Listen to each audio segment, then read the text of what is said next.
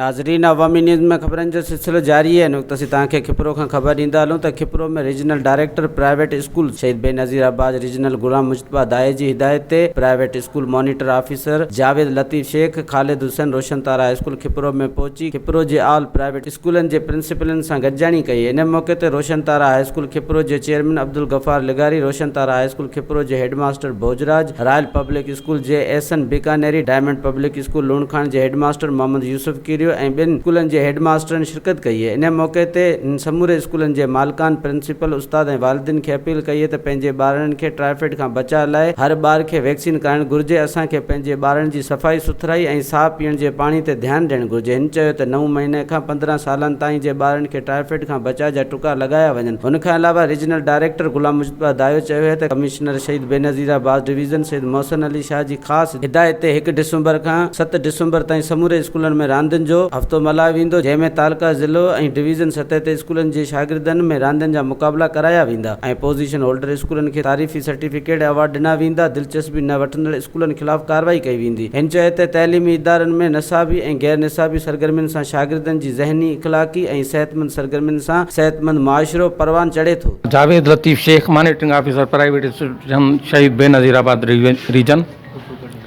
असांजी अॼोकी गॾिजाणी 2 मुख्य हुया सबब जिन जे लाइ असां इहा कॉल कई आहे। पहिरियों हुयो सभ खां वॾो अहम इशू एंटी टाइफाइड कैंपेन। उन सिलसिले में अवेयरनेस ॾियणी आहे ॿारनि खे, उन्हनि जे पेरेंट्स खे, ऐं किथे बि असां कोशिशि कंदासीं त जीअं का रुकावट पैदा न थिए। मुंहुं में उहा इंशाअल्लाह ताला असां कामयाबु बणाईंदासीं। ॿियो आहे स्पोर्ट्स वीक, जेको 1 दिसंबर खां या 2 दिसंबर खां 1 वीक ऑफ दिसंबर जेका शुरू थींदो इंशाअल्लाह ताला 1 हफ़्ते जे लाइ।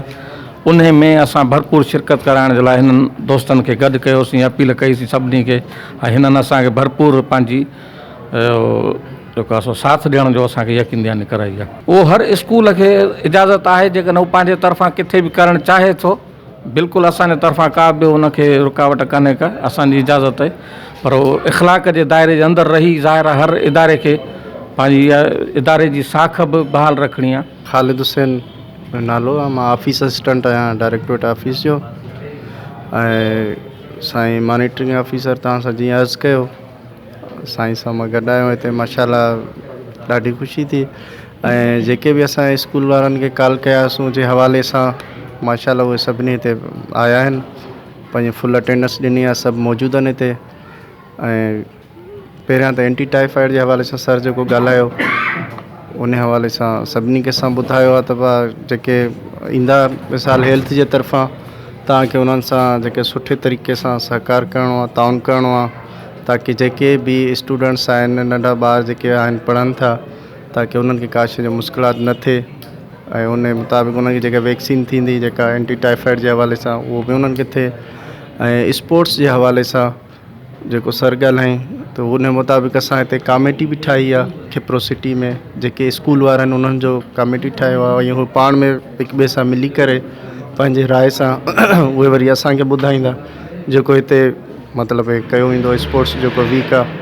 ऐं सॼे उहो रीजन जे मुताबिक़ मतिलबु कमिश्नर साहब कयो आहे। वधीक ख़बरनि ऐं तफ़सील जे लाइ विज़िट कयो असांजी वेबसाइट awamiNewsHD.com ऐं ॾिसंदा रहो अवामी न्यूज़ HD।